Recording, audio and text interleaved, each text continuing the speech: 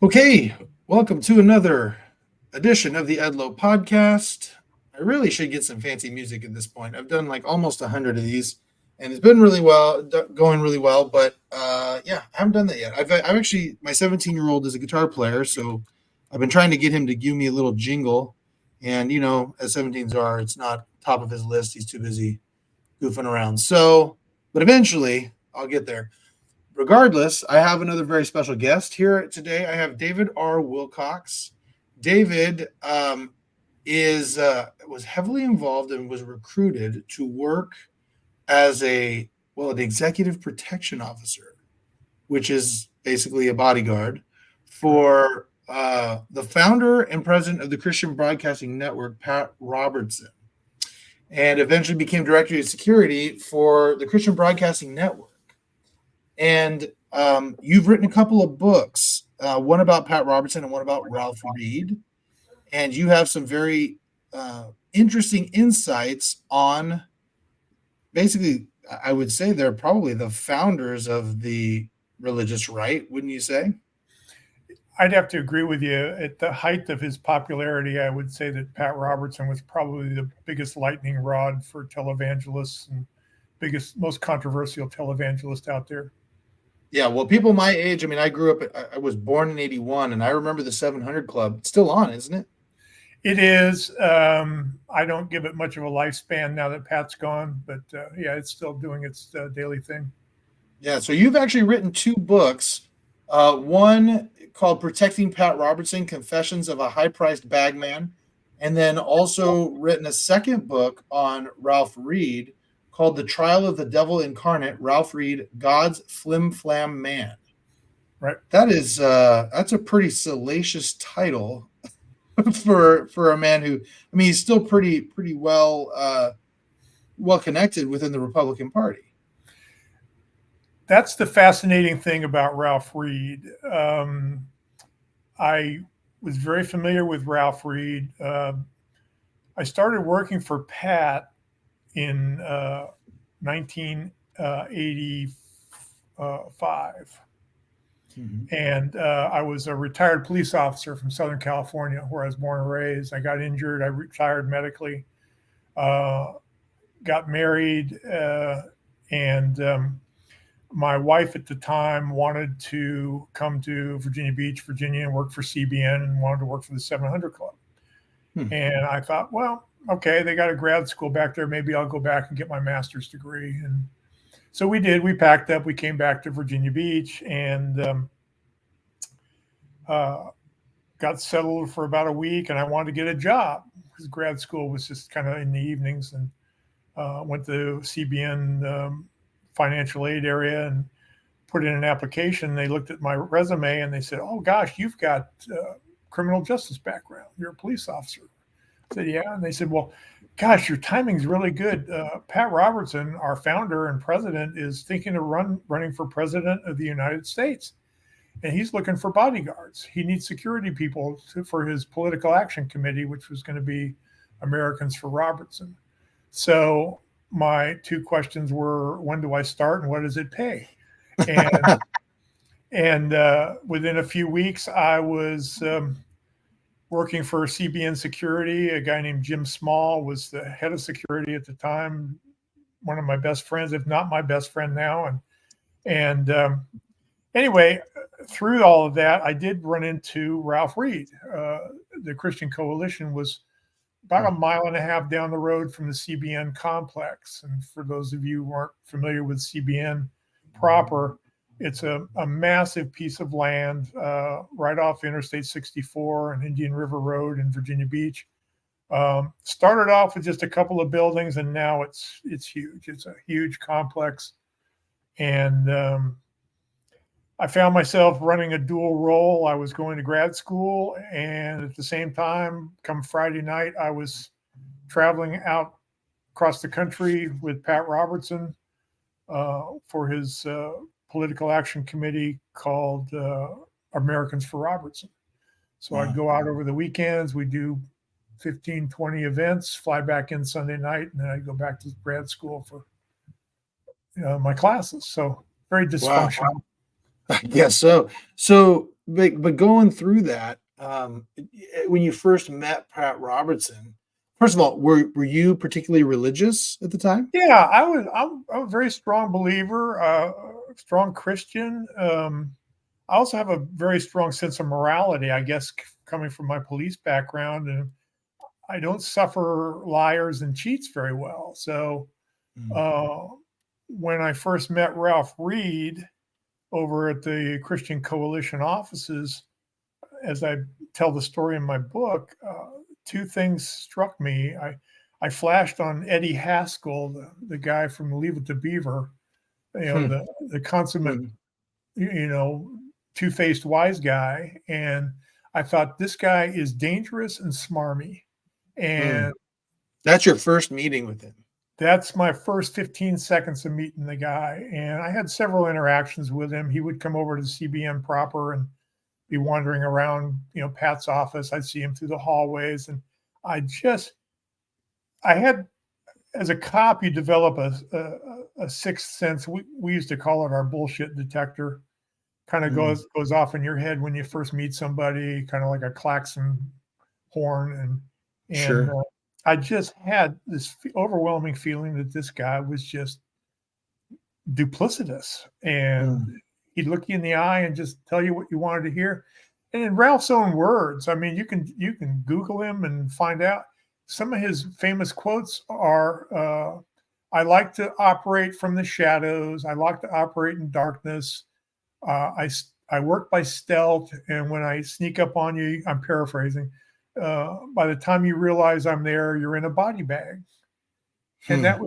that's his kind of mantra. And I watched him operate. I've researched him fully for the book, and uh, Pat Robertson had one fatal flaw during the time I was with him, and that was he had no discernment with people that he put in charge of many of his operations.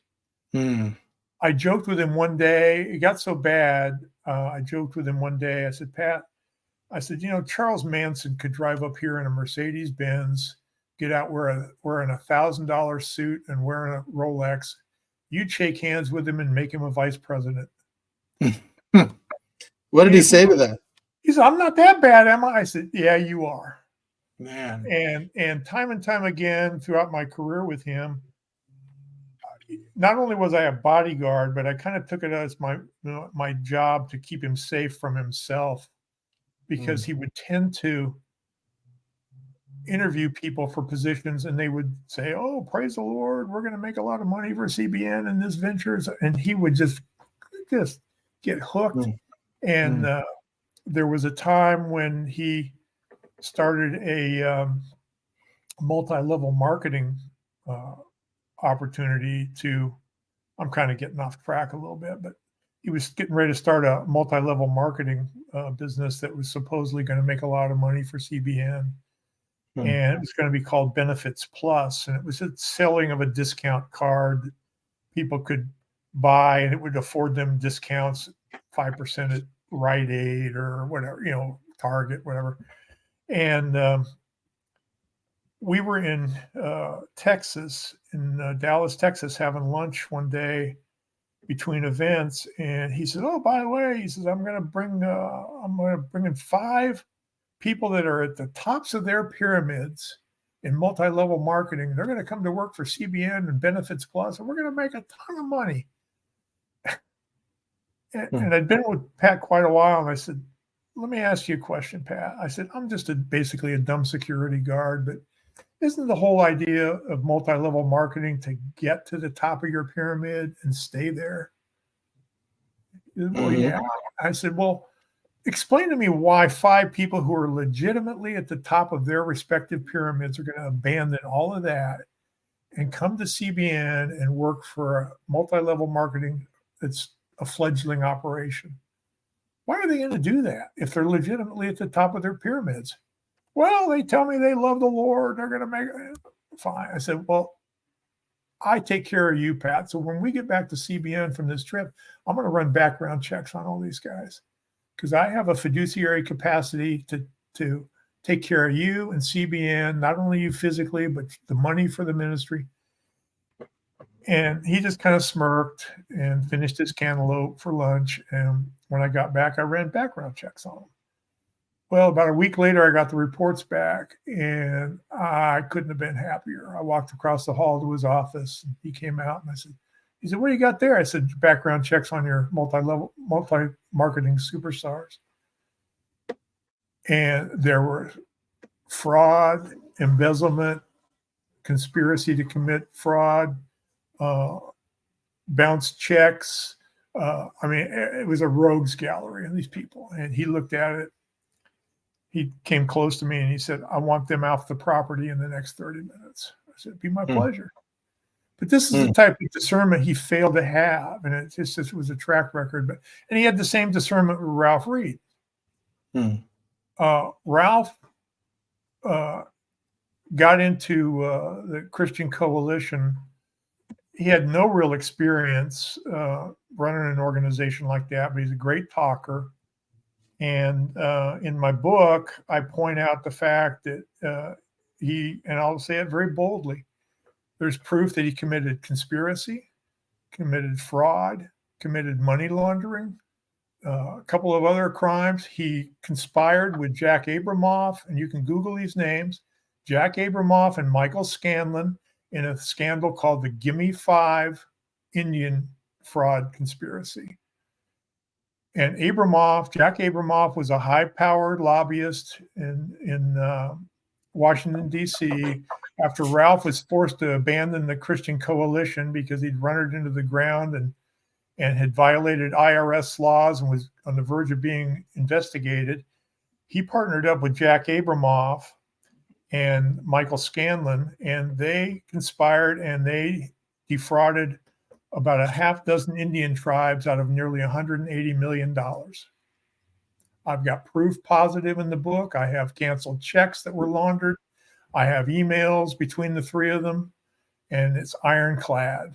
And this was just the tip of the iceberg for him. He ended up getting involved in a number of scandalous things. And the thing, Josh, the thing that bothered me the most, I guess, is that Ralph, for a number of years at the Christian Coalition, presented himself as the last bastion of righteous Christianity.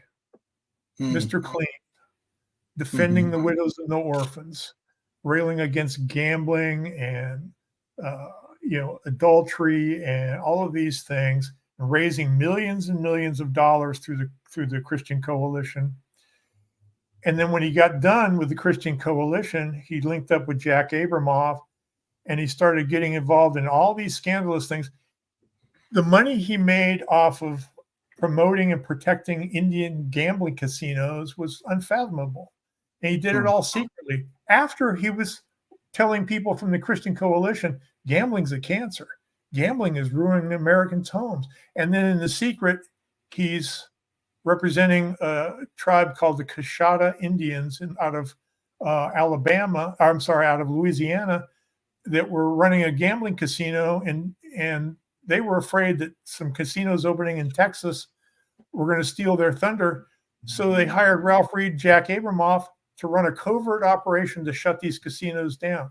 They shut down a casino in Texas called the Tigua Speaking Rock Casino.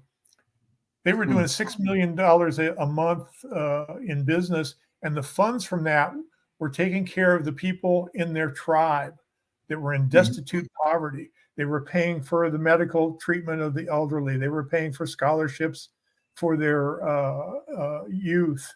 They were providing jobs for people in the reservation. And Ralph Reed organized a covert campaign and ended up shutting them down. But here's the worst part. Right after the Tiguas had no idea it was Reed and Abramoff that were doing this to them. 3 days after the tribe had to shutter their casino near El Paso, Abramoff shows up and says, "Hey, we've got a great plan. My pal Ralph Reed and Mike Scanlon and I, we got a plan. We can get you guys back open. Here's all we got to do. We've got a couple legislators in our pockets. We're going to stick some legislative verbiage in a big, thick bill, hide it in there, and once the bill is passed, you can open up your casino again. And it's only going to cost you about $4 million. Would that be worth it to you? Hell yeah, it would. So they paid the very people that got them shut down to try and reopen their casino. Man. I mean, this is just the tip of the iceberg, Josh. Man. And so I'm passionate about it because people got to know about this. Well, it sounds like it, and I can understand why. And I want to go back real quick. Sure. So I want to go back to Pat Robertson. Sure. And, you referenced in your book, you sent me some excerpts of your book, and I appreciate that. You marked that there was a certain turn where he went from focusing on his ministry and humanitarian work. And it kind of shifts away from that, and it goes into wealth and power. And I want to go before that shift happens. It seems like you knew him. Yeah. What was he like then? Pat was really an enigma. I don't know if people know his history. Pat was born as a blue blood. His dad was a career senator from Virginia. By blood, Pat was related to two sitting presidents, William Henry Harrison and Benjamin Harrison. So his dad was a senator. He's related by blood to two sitting presidents. His mother was related by blood to Winston Churchill. So he comes from a pretty good bloodline, and he was raised in the northern Virginia area. He went to the best schools. Ran in some pretty high social circles. He had a conversion event in his life and decided he was going to start the Christian Broadcasting Network. He started it with $7. I'm sorry, he started with $3. $3, opened his bank account, and they asked him if he wanted the checks to go with his account. They said, yeah, I'll take some checks. They said, well, the checks are $7. So he opened up CBN $4 overdrawn, but he grew it into a great ministry, and he really had a strong heart for ministry. When I got there, he had groups called Operation Blessing.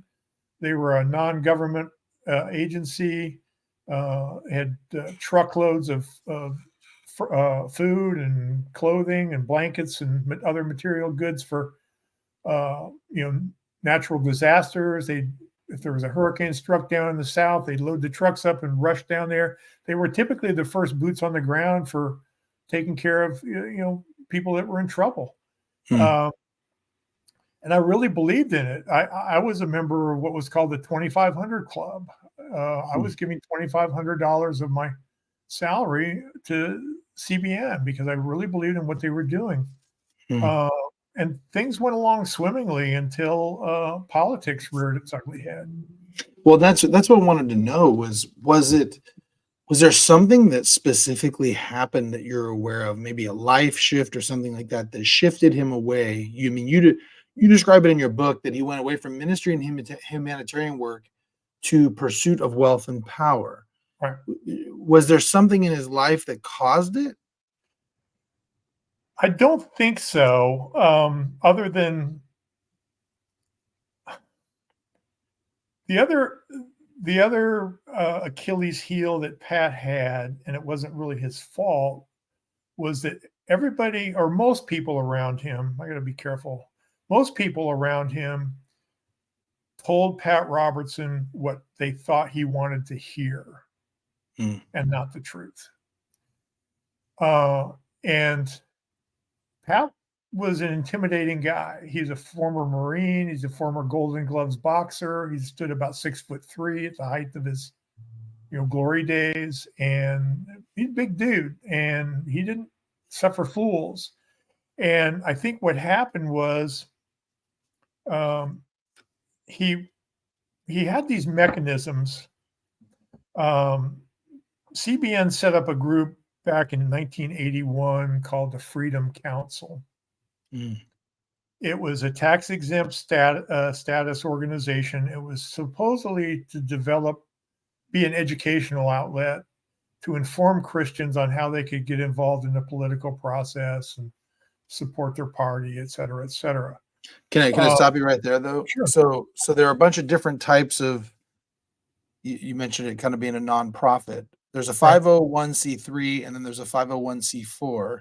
Right. So the 501c3 corporation is one that really can't have anything to do with a political organization, but then or at least it can't have political ties.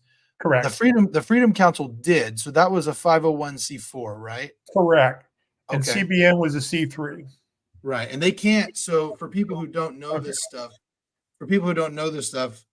what that means is a 501c3, like, for example, anyone who's listening here, the Church of Jesus Christ of Latter-day Saints is a 501c3.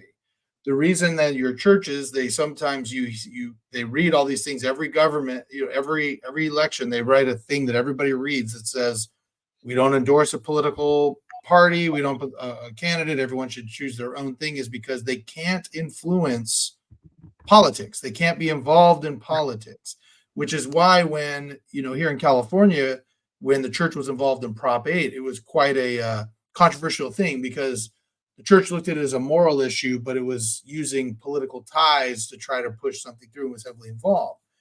And so anyway, that's just a little bit of a lesson for people who are listening, what these things mean. So the Freedom Council is kind of a political organization to try to get out the vote, right?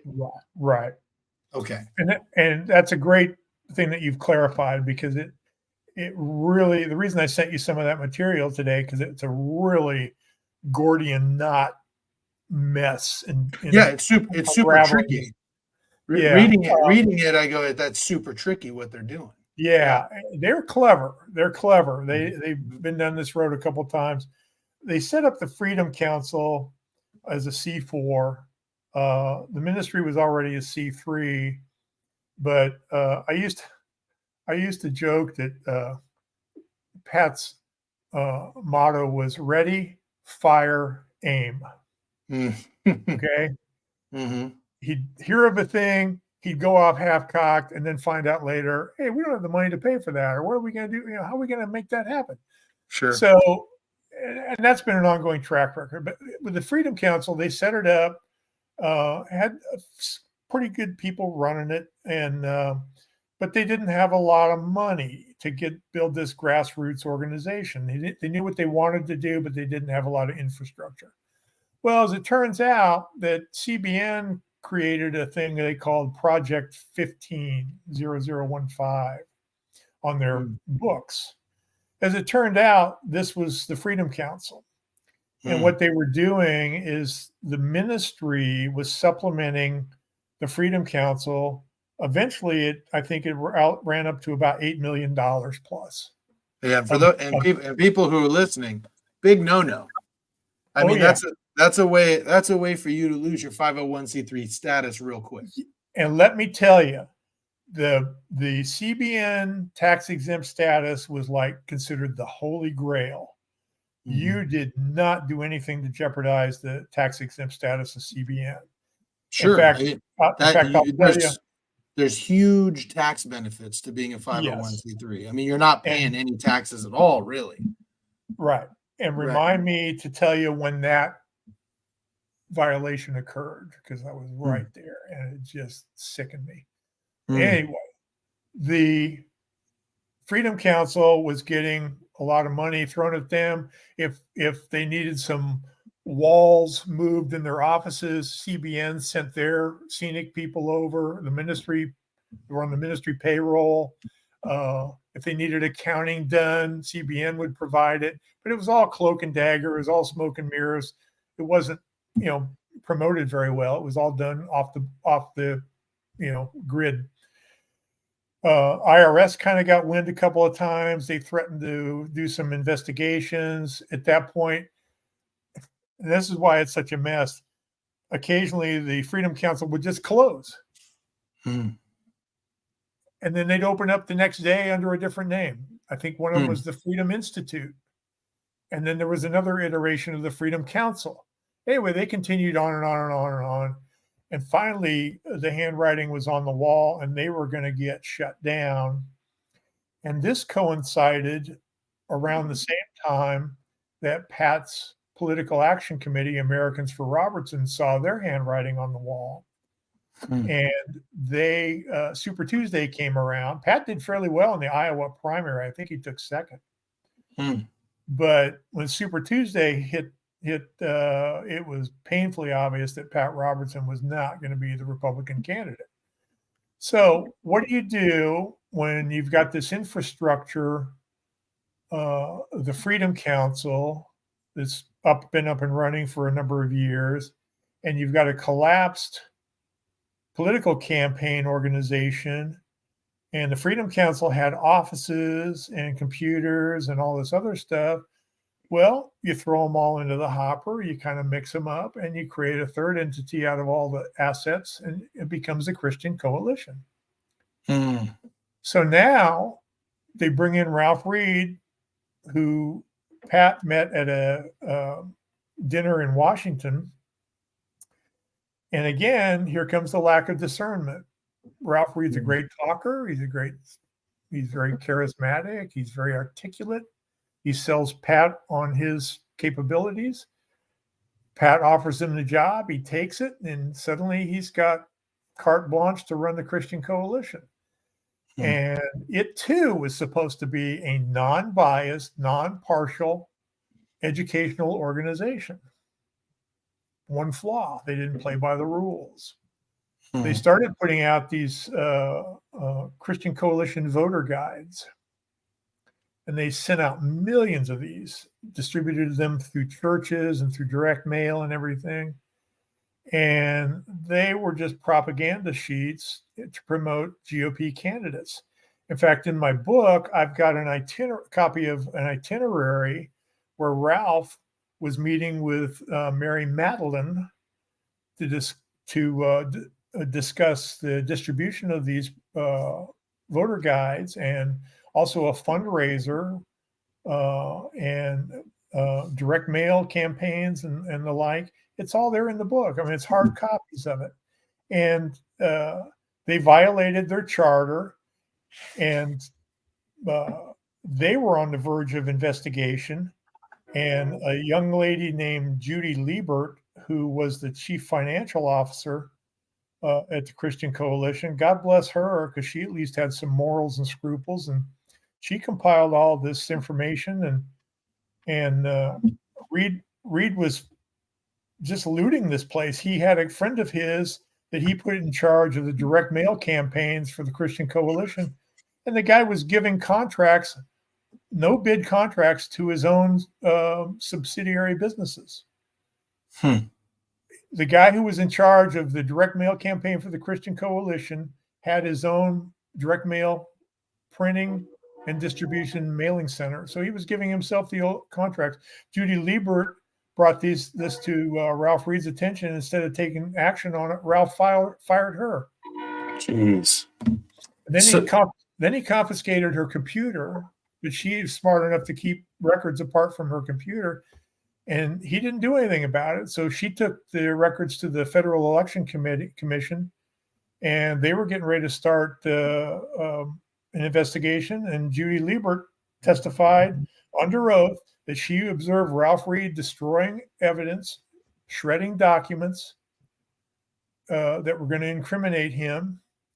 And then he ended up fleeing the Christian Coalition like a scalded dog, and went into private practice as a lobbyist with Jack Abramoff. So, question. Now, Pat Robertson is aware of all this, right? And so yeah. What is his view of Ralph Reed when this is going on?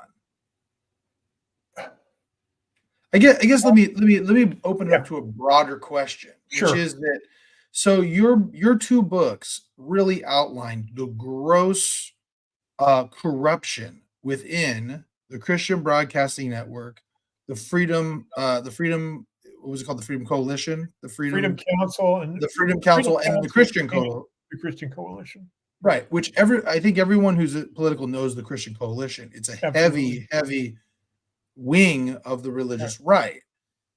So how do these men who have become they hold themselves out as men of God, do all these corrupt things. I mean, you're there, you're seeing it happen. How do they square that in their head? That's a mystery. Let me tell you one final story that really put it over the edge for me. It's a brief story. Okay. I picked Pat up, another officer and I picked Pat up at his house, and we were supposed to be taking him to an event. And there was a slight sidetrack, and a guy named Mark Nuttall, who was Pat's campaign manager for Americans for Robertson, got in the car, and another gentleman who I really liked and admired was Rob Hartley. He was the vice president of development. Rob Hartley was basically the keeper of the keys to the donor list. He was the major fundraiser, the gatekeeper to the fundraising. And I'll try to paint a picture for you. It was the three of them were in the back seat. I was in the shotgun seat of the car, and then my other officer was driving. And we pulled into a parking lot. We parked there. And you're probably not old enough to remember, but back in the day, they used to have these old-time movies where the hero of the story was at a crisis, and he had a little angel and a little devil on his shoulder. Oh, I remember. And they lobby back and forth. You got to do it. No, you can't do it. This and that. It's exactly what the scenario was. Pat was seated in the middle of the back seat. Mark Nuttall was on one side, and Rob Hartley was on the other. And I was listening to the conversation. Mark Nuttall was pleading with Pat to release the 3.5 million names of the CBN donor base, all the mailing, direct mail marketing information, to give Americans for Robertson access, because Americans for Robertson was hemorrhaging money. Hemorrhaging money. They needed cash flow to pay the bills. Right? So Nuttall's saying, Pat, we got to have that list. We got to have the donor list, the CBN donor list. It's critical. You won't be president without it. Rob Hartley on the other side is, Pat, you can't do that. It's illegal. You'd be risking CBN's tax-exempt status. The IRS will come down you like a ton of bricks. You can't do it, Pat. The other thing, Pat, that'll happen is they'll start getting solicitations from a political organization. And these are the little gray-haired old ladies who are sending $20 a month to you. And that's the only $20 they've got. So what do you think they're going to do? Oh, Brother Pat's going to be president. Let's send him our CBN money this month over to Americans for Robertson. The ministry's good. They can go without the money for a little bit.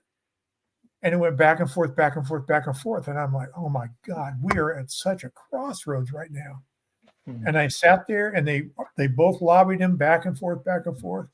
And there came this moment, and it seemed like an eternity.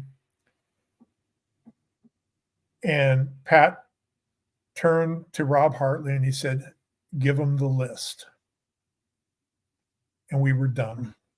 Nuttall got out of the car. Rob Hartley got out of the car. We took Pat to his event. Fast forward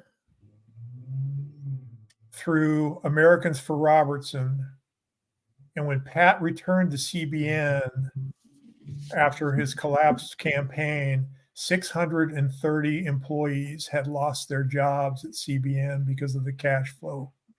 Man. And that was the turning point, because now Pat literally, when he got back, the halls were decimated. He would Pat loved to write on yellow legal pads because it had been in law school. He would roam the halls, and he would stop people in the hallways, and he'd say, what is your name? What department do you work for? And what do you do here at CBN? And he'd make notes. And then he'd go home at night, and he'd line through the ones that he wanted laid off. He'd write them out on a list. He'd bring it to his office the next morning. It would go to my boss at the time, was Jim Small. And Jim had the horrible duty of walking around to all the vice presidents and say, here are the people that Pat wants laid off. CBN was in dire straits. Man. And eventually 630 people lost their jobs because of that one decision. Hmm. And it devastated him. So now Pat has to go into recovery mode. He's thinking to himself, when I die, what's going to happen to my ministry, my baby? If I took 3/4 of a year off and ran for president and I lost half my employees and the funding for them, what's going to happen when I die?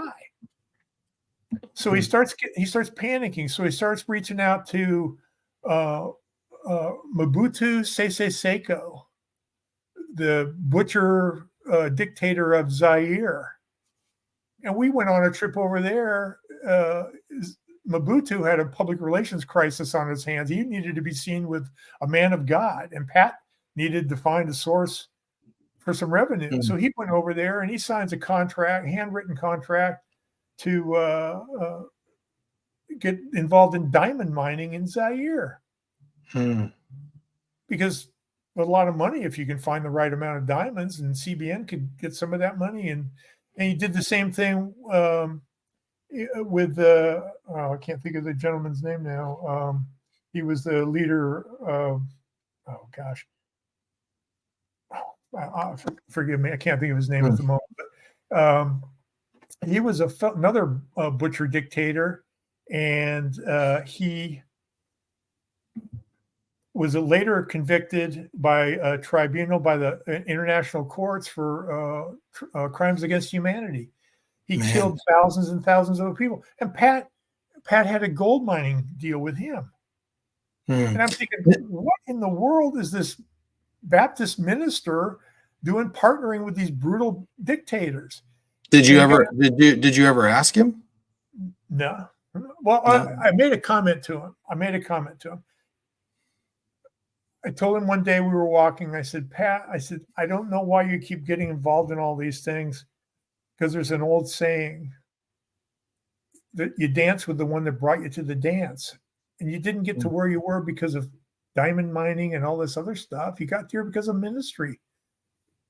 That's where you need to focus. And he just, Pat, I think, treated me very fairly, but he just looked at me as kind of just a big piece of meat that kept him safe. Did you remember a distinct difference in his presence when this shift happened away from focusing on the ministry and the humanitarian work and shifting more to wealth, power, and politics? What happened to the man? He kind of seemed to lose his warmth. I don't know if that makes sense. It does, because that's the thing that's so interesting about this, and I've seen it, right? And I think, because I'm a religious guy, and I think we all go through waves, right? We all go through waves of times when we're closer to God and farther away from God, right? Depending on what's going on in our lives. And I could just see a situation where, let me ask you, you were there. Do you think that in his mind, Pat Robertson thought being president would bring more to the gospel, more to, Christian ideals, and be better for everybody if I did this, and he got kind of caught up in the weeds? Yeah, I think so. I think he had this grandiose idea that he was going to become president. He would have a universal pulpit from which to, spread the word. And it was an interesting thing, Josh, because when he set up Americans for Robertson, and I still to this day don't know why, but he tended to hire believers who didn't necessarily have any experience for their jobs or a long track record. They weren't a lot of them weren't really politically savvy, but they were very sweet, nice Christians and believers. And don't get me wrong. Some of them ended up being very capable. Connie Snap, who was his media person, I wanted to build a little shrine to her. She was just, wonderful at her job. But there were other people that just couldn't hit their both hands if they fell on it. They Right. were inept. And the other thing too was they weren't focused on doing the right thing. Couple of things happened. One day I got a call about a guy. I used to have to screen calls. People wanted to talk to Pat. The switchboard would generally, if they were emphatic about it, they would switch the call to me, and I'd kind of pre-screen things. And I got a call from a guy who was a printer in, I believe it was Sacramento, California, and it's in the book. And he was desperate, and he found out that Pat was going to be coming to Sacramento, and he made it very clear to me that he was going to show up and cause a lot of problems for him because Americans for Robertson owed him like $70,000 for printing jobs. And he was getting ready to lose his business because they hadn't paid him in months and months and months. And I was incensed. I mean, I was like, come on, man. I mean, I'd go on these trips and they'd send 6, 7, 8 people on these trips. They'd put them at nice hotels and give them per diems and all that stuff. Somebody's got some money somewhere, but you don't run up a $70,000 tab for a mom and pop printer to print your yard signs and everything, and then not pay the guy. Right. So he got desperate and started making threats. So I went over to across the hall to Pat's office, and he wasn't in. I went to Barbara Johnson, who was a saint of a woman. She's still with us, but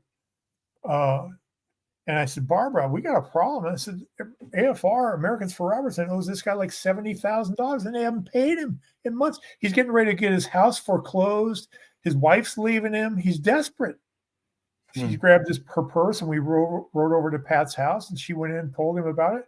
And God bless Pat. He got on the phone, and they said they were going to send him a check the next day, FedEx.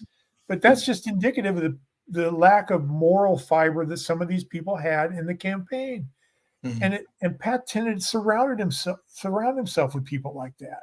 And when he went into politics, he got cold. That's the best word I can give you. He lost his fatherly image.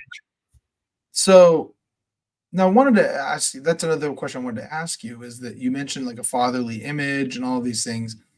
And you hear about some people who they're different on TV than they are are in person, or when the cameras are shut off.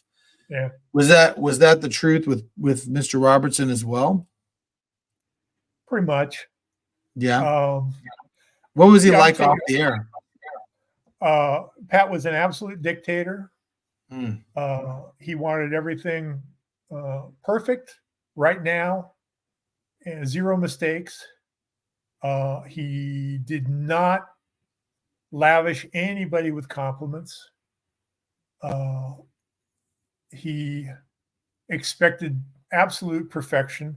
He had a board of directors that were pretty much just sycophants. I mean, I used to joke about the fact that Pat could wake up and say, hey, I want all the buildings painted pink by tomorrow. And they go, oh, great idea. Let's do it, Pat. I mean, no challenge to anything he wanted to do. And I'll give you an example. We would go out with a security team and we would do maybe a weekend of events. We might do 16, 17, 18 different events in a given city. And if everything went perfect, immaculate, no delays, no problems, the last night when we were walking him back to his suite and we were getting him secured for the evening, if you heard the words, that went well, that was it. That was the epitome. That was like, we can go to sleep tonight knowing we did an A number 1, 100% great job. Never would lavish you with compliments, but man, if you screwed up, there was a trip we went on to Jacksonville, just Pat and myself, and we were doing 3 events that night, and he was supposed to give a speech at a little convention center there and a radio interview. And the first event we were going to do was called a Grin and Grip. he was going to meet with a bunch of high rollers, shake hands, grin and grip and circulate. We got in the car. He had written his speech. He had a little paper notebook. He put it in the car. We got to the first event. He said, I'm going to leave this here in the car. I said, fine, I'll lock it up. We went upstairs, did the event, came back down. The notebook was still there. We drove over to the convention center, and there was a radio trailer there for him to do his radio interview before his speech. He gets out of the car, and I'm leading him over there, and he starts screaming bloody murder. Where's my speech? You lost my speech. And I'm like, God, I thought he was being shot or something. I said, what are you talking about? I said, it's in your hands. This isn't my speech. You lost my speech. I'm thinking, how the hell did I lose your speech? I haven't even touched it. So I said, Pat, I'll go find you. Well, where are you going to look? And he says, I got to give a speech here in 30 minutes. I don't have my speech. I said, get into your interview, secure the door. I'm going to go find your speech. And I was like, dear God. I drove back to the hotel. There it was on his bed. No, jeez. Grabbed it. I rode back, got there as he was coming out of the interview. I said, here's your speech. Well, where'd you find it? I said, it was on your bed in your room at the hotel. And it was a same colored notebook as the one he had. He just looked at it, he goes, well, it's an easy mistake. It's the same color. And he walked off. Didn't apologize. Wasn't contrite, anything. So that was kind of the environment, is you just prayed every day that everything went well, because even if things were out of your control, you were the one standing 4 feet from him, and you were the one going to get the shrapnel. So his famous television show was the 700 Club. Yeah. And perhaps you could tell us what it was like being on set as they recorded the 700 Club. If people can find it, there are probably some YouTube videos out there. It was a live broadcast, and in Studio 7, quite often there was a live studio audience, but sometimes there wasn't. And every once in a while, something would kind of go askew. There was something that Pat didn't like. Pat hated fat people. He hated fat people? When you say fat people, do you mean like morbidly obese, or you mean just a little chubby? No, got a few extra pounds. He was he a particularly skinny guy? No, fat. That's what I was saying. He was kind of fat, wasn't he? Pat had packed on a few extra lbs, but there are got to be some video clips out there. Pat would be on the set, and he'd be, leaning into the camera in his little chair, fatherly pose, and say, well, we're going to break away for we're going to see this testimony now about the law of reciprocity, and they'd cut to a video package for 5 or 6 minutes. There'd been something going on, and he was mad. He'd call his floor producers over and just ream them. I mean, and he had a way of just making you feel minuscule. And every once in a while, wasn't aware he'd gone long, and he wasn't aware that they were signaling him that they were going to come back live. So he'd be in profile, reaming somebody out, and all of a sudden they'd be, the camera's light would come on, and he'd be live over the air, and welcome back, ladies and gentlemen, to the 700 Club, and these poor producers would slink off into the darkness, with their bloody rear ends from having them chewed, So it was, and that's why I'm taking a lot of heat for these books right now. I posted some stuff on my Facebook page, and a lot of my coworkers and stuff just, let me have it. You're a traitor. I hope you enjoy your blood money, blah, blah, blah. And I was like, what I'm doing is I'm paying for the fact that they're all buying into the image of Pat Robertson that they see on the 700 Club. Mm-hmm. And he was a bloody tyrant at times, and it was not pleasant. In fact, that's why Jim Small, my predecessor running the department, left. He had just had it. He'd had it with the chewings and not being able to meet the standard every day, and the stress was killing him, and it was killing me too. But so can I ask you, because sure. I'm sure people are going to be listening to this because you have a pretty you know, I guess unfavorable view of Pat Robertson. What is it that caused your departure? Did you quit? Were you fired? What happened? I started work back in '85. I worked for several years, but I was also going to grad school. And I was getting my master's degree. I was animating a film that eventually won the first Student Academy Award for the university. It was a little film called If Your Eye Offends Thee.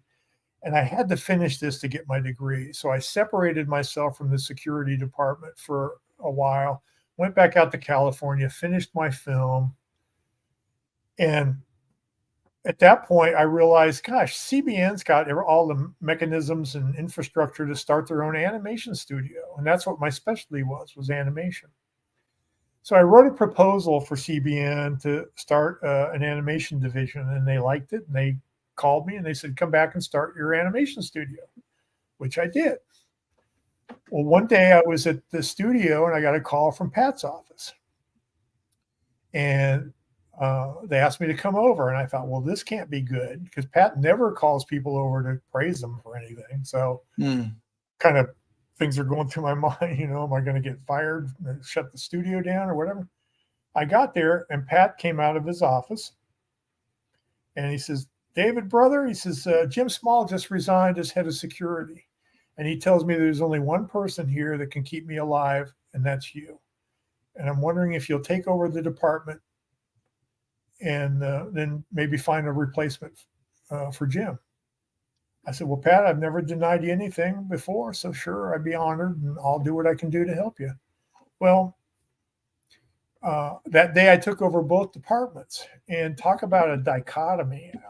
Both my offices were on the second floor of the World Outreach Center, and I would leave the security office. I'd walk down the hall carrying my handgun on my hip, walk into the studio, and we'd have these creative animation meetings talking about what kind of gags can we put in this piece of animation? How can we do this?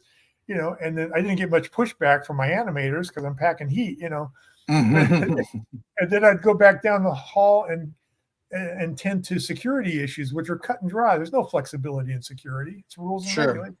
Sure. So it was very dichotomous, and I was working 18-hour days, and I just eventually got to the point where Pat and I were on a flight one day, and I told him, I said, look, I couldn't find a replacement for Jim Small. I interviewed probably a half a dozen retiring Secret Service agents for Pat. And I found some great qualified people. I couldn't think of anybody better than Secret Service agents. And the bulk of them came and looked at what they had to work with, and they said, I'm not taking this job. It's suicide. You have no walls. You have no controls. People are free to come and go. The other ones that made it to an interview with Pat, he dropped them. He'd come out and just give me a thumbs down. And I said, what was wrong with that guy? He goes, he had no personality.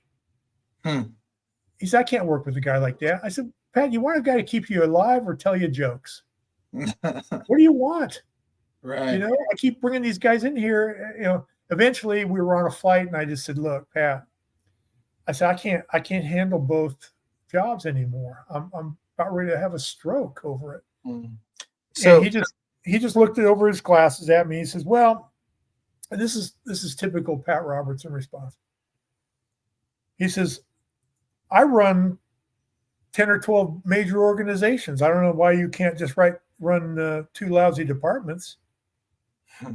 I said, Pat, when you ask people to do things, a dozen vice presidents will kill themselves trying to get it done for you. When I want something done, a dozen vice presidents come to me and say, who's going to pay for it? I said, I can't do both. He said, all right. He says, you got a lot of talent in that animation stuff, and I can get any big lug to keep me alive. And that was my thanks. So, man. Yeah. So you end up just leaving completely?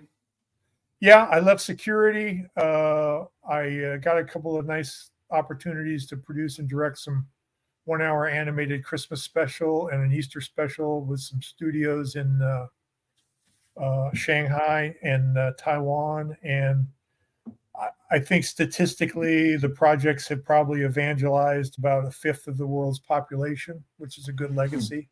But then I just said I'd had enough, and they were getting ready to lay me off. Turned out that the guy who eventually became my boss had been a guy I had started an investigation on for some irregularities, and I just decided it was time, and I went into other ventures. So going through this, I mean, seeing all this, what did this do? You mentioned you were a man of faith, which is part of the reason why you joined Christian Broadcasting Network. What did this do to your faith, working with these people who were so, I guess, two-faced would be a good way to describe it, and possibly hypocritical? That's a good term. Yeah. I wrote about it in the book, in the preface to the book, and I even commented that people were going to accuse me of having abandoned the faith, lost my faith. If anything, it strengthened it. And it taught me one thing. It taught me that God is an amazing, amazing God. He doesn't need me to go and sit in a brick and mortar building on Sundays and worship him. He just wants me to be real with him. He wants me to talk with him. He wants me to express my fears and my joys and my sorrows and my happiness. And I don't need a Pat Robertson to be an intercessor for me. I don't need a pastor to, I think I mentioned something like, point his bony finger at me in church and warn me about the evils of internet pornography, when 70% of sitting pastors right now have an internet porn problem. I don't need to be chastised by somebody. I don't need to be having. Is that a legitimate statistic? 70%. The last stats that I looked up was 68% of sitting pastors, of active pastors, are somehow involved in internet pornography. That is an obscene amount. And I wonder, I wonder if that is also indicative of just the percentage of men as well. I used to theorize about it, and I thought, God, man, this seems so high. But a lot of pastors will counsel, their parishioners about the evils of pornography. And I have to think maybe that some of them just wanted to get a look and see what it's all about. But it's so leech-like. I mean, I had an issue with it for a couple of years, and I'll be very honest. I mean, it's just it's like being in a whirlpool. I have a 17-year-old son, because I know I've served in leadership in my church, and I know that is a pretty prevalent problem. And I've seen lives be utterly destroyed. I mean, from that. So I have a 17-year-old son, and I've told him, I've said, listen, I know that everybody tells you to stay away from drugs. I was like, I've seen more people's lives be destroyed by internet, porn addiction than a coke addiction. I mean, I come from a family of addicts. So, I mean, my dad, he had a bad drug addiction problem that he has recovered from and has been recovered for a long, long time. And I have a whole family full of them. But I've seen more lives be destroyed by, internet porn addiction than any other drug out there. I mean, it's really scary. And to think that there's such a high percentage, that's scary.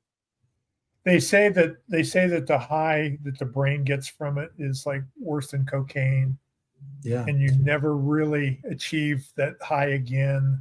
And I got involved in a local ministry here, helping men that were addicted to it. And, I mean, it's a tough nut to crack, but it really is. But anyway, you know what?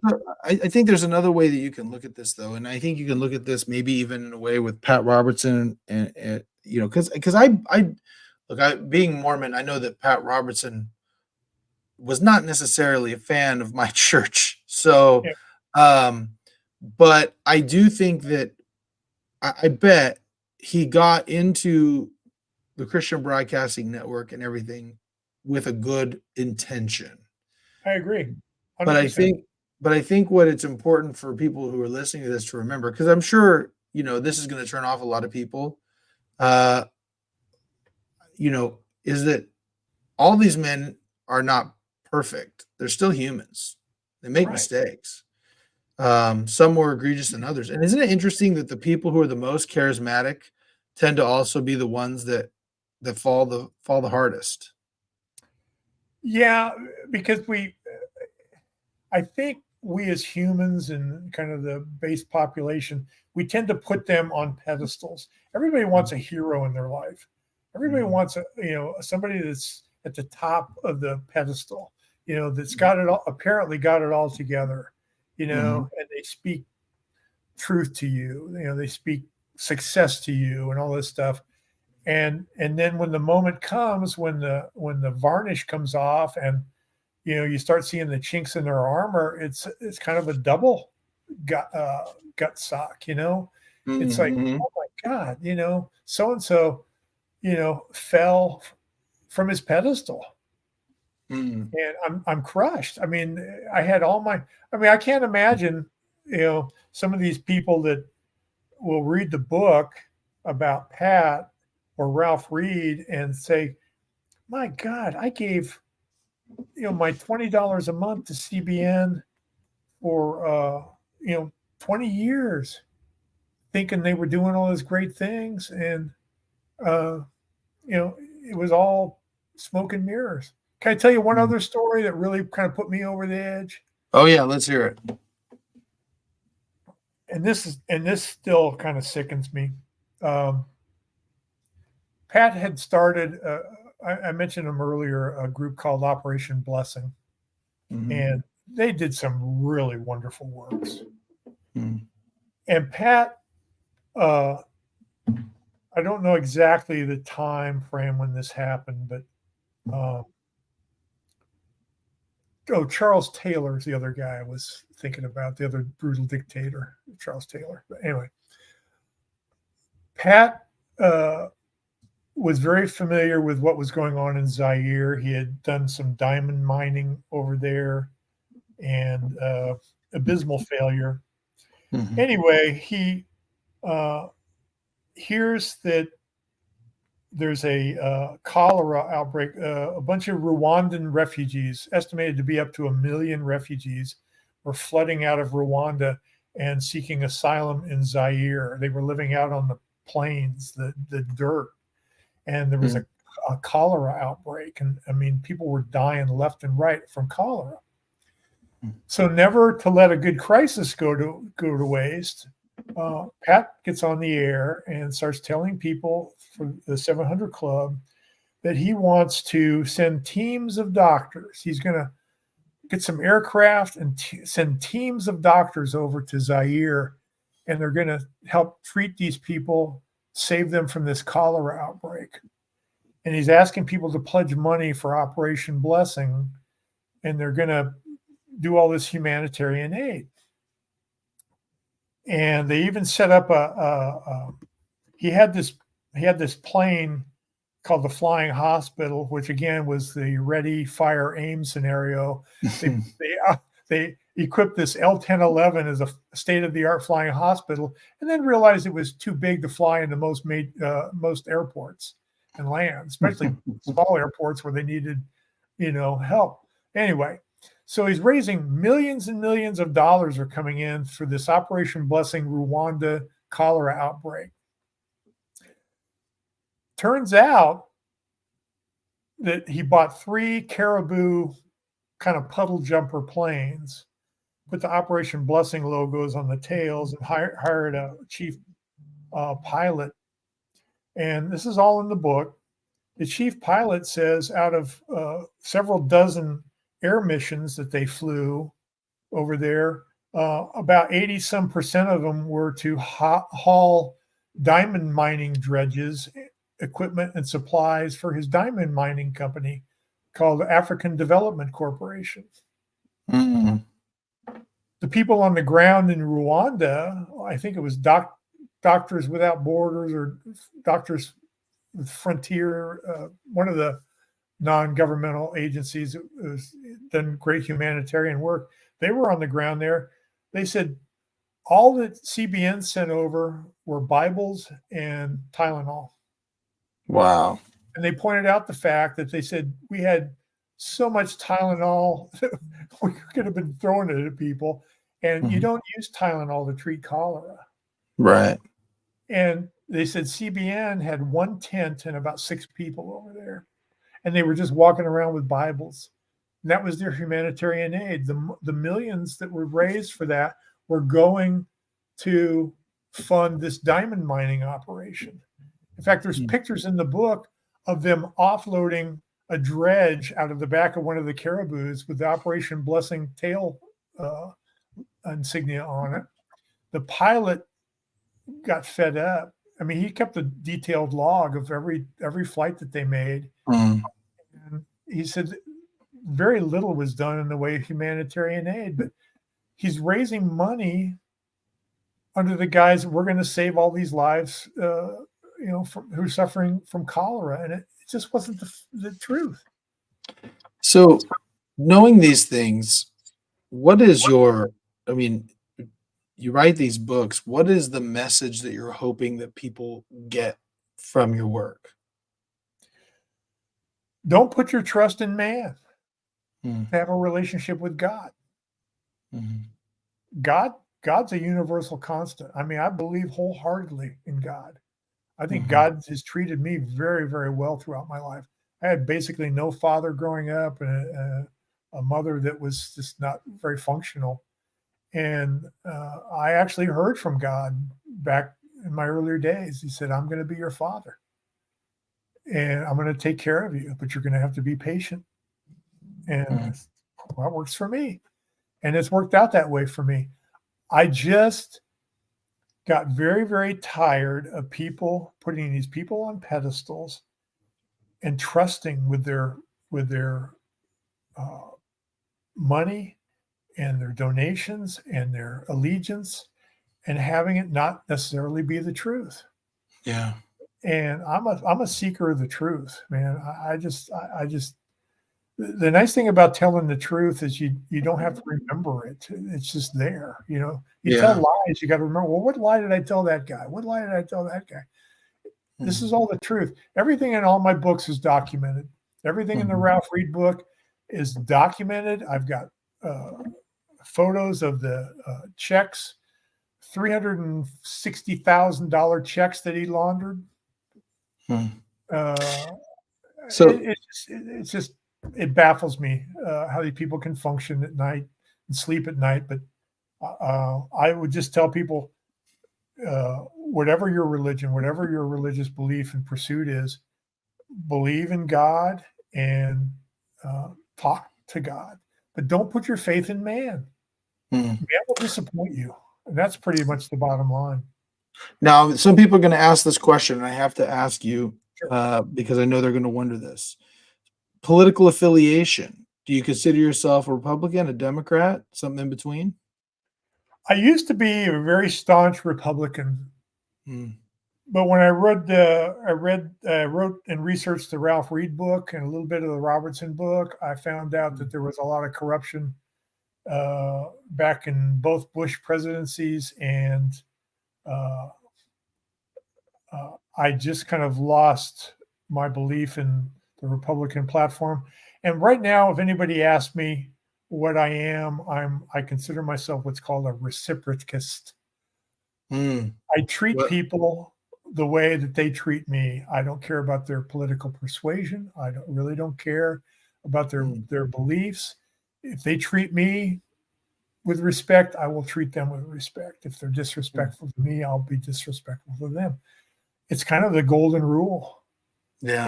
And it's simple, but it works. But this thing about parties, I just think there is so much corruption on every side of the aisle. When you've got people in Congress that are supposed to be there serving the people, and they're doing insider trading, and they're walking out of a job that pays $160,000 a year. And after a couple of years, they're a gazillionaire, Mm-hmm.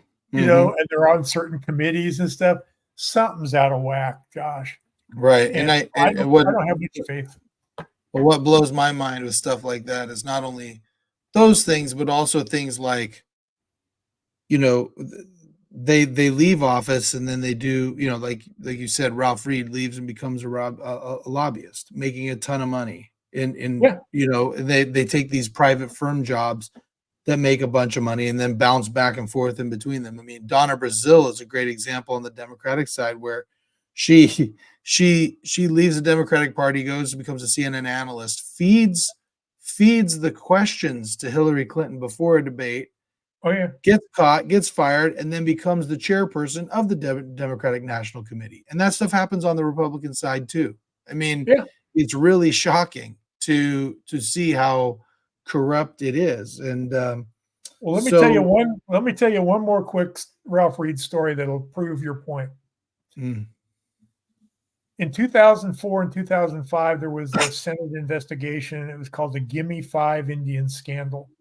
It involved Jack Abramoff, Michael Scanlon, a bunch of people, and Ralph Reed. And it was an investigation into their bilking of these Indian tribes out of $180 million. It was led by John McCain. John McCain led the committee, the Senate Investigative Committee. In fact, a lot of this stuff I used as reference in the book.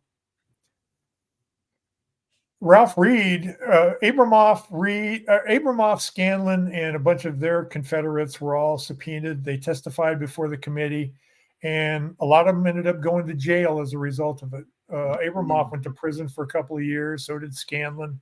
So did some people that had a lot less involvement than Ralph Reed. Ralph Reed was mentioned over 100 times in the transcripts. Emails that proved conspiracy, canceled checks, testimony of other people admitting that they laundered money for him. Ralph Reed never was subpoenaed. He never appeared before the committee. He never was called to testify. And somebody, and I lay it out all in the book, somebody within the Republican Party who had a lot of chops, who had a lot of leverage, worked directly with the president, pulled some strings with John McCain and put some pressure on him, and a subpoena was never issued for Ralph Reed to appear. Why is that? So the structure of my book about Ralph Reed, and the reason I call it The Trial of the Devil Incarnate, is I created a new Senate committee made up of fictitious senators, and they have Ralph Reed under oath. And I show a courtesy to Mr. Reed, the same courtesy that it was afforded Jack Abramoff. I allow him to take the fifth after every question. But my fictitious senators ask him all about his business dealings, all about his involvement in the fraud, in the money laundering and stuff. And they present all the evidence, and it's ironclad.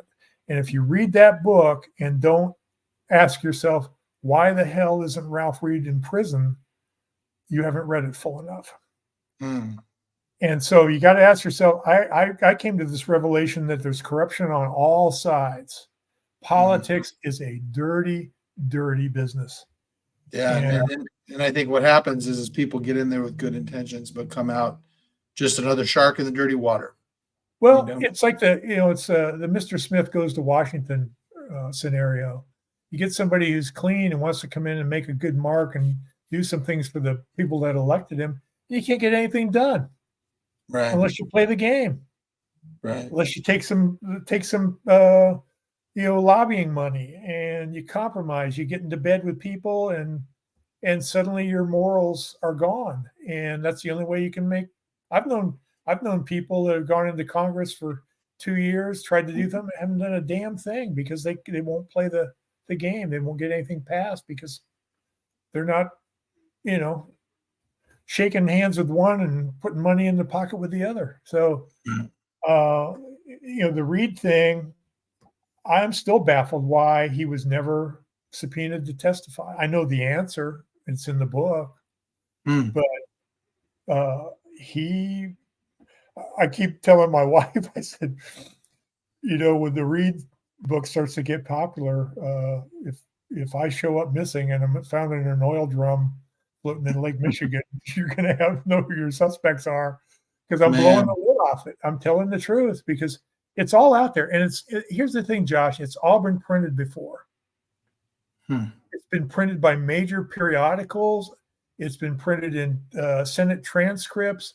It's been printed in newspapers, in books.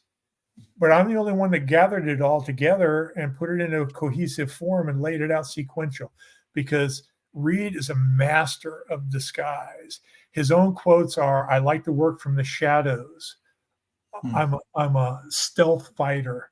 You won't know I've been there till you end up in a body bag." These are Ralph Reed quotes.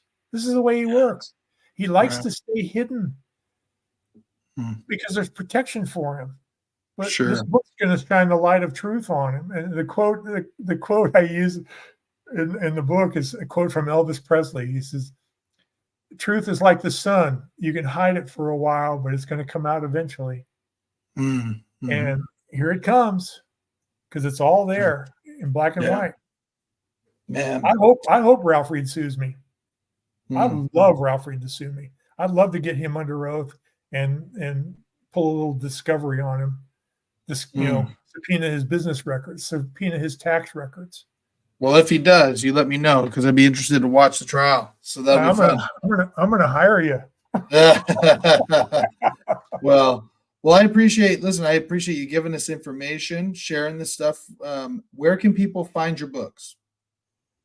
Well, easiest way would be to go to Amazon and go to the book section and type in Protecting Pat Robertson or The Trial of the Devil Incarnate, and they'll come popping right up. I've got a little bit of a website. I'm not the most internet savvy guy on the planet. Got a little bit of a website called it's www.bigfatcatbooks.com. They can read about some of the reviews on the books there, and they can click a button if they want to order a copy. But Amazon's probably the best venue. And I just encourage people to get a copy, read it, decide for themselves, decide if I've been fair. Because the Robertson book starts off telling just a bunch of humorous vignettes of what it was like to work with Pat. The funny side, the quirky side, the mean side. And then there's this transitional phase where the politics came in, and then it's the scandalous stuff. So get the books, read them for yourself, and start spreading the word about Ralph Reed. I think the public has a right to know. I'll tell you what, if I had spent my hard-earned money promoting the Christian Coalition back in the day, I'd be kind of upset. Yeah. Wow. And I'll leave you with that, because it's just let people decide for themselves. I mean, I don't hate the man. I just think he's well, let me close it with a quote from the Huffington Post. Ralph Reed is one of the most monumental hypocrites of our time. And this is supposedly the last bastion of Christian virtue. He's still doing what he's doing. He's running a thing called the Faith and Freedom Coalition out of Georgia. He's raising money. He's supporting the GOP. And the people writing those checks, they need to know what his background is. Yeah. And the lewd and lascivious and illegal campaigns that he's led over the last 30 years, they're all in the book. They're all documented. So, Josh, I really appreciate the opportunity to share the truth. Yeah, no, and I appreciate you coming on. This has been very interesting. For those who've listened, go to bigfatcatbooks.com or Amazon, check out the books, and of course, subscribe. We got a much more fun stuff coming up. And so until next time, David, appreciate you coming on. My pleasure.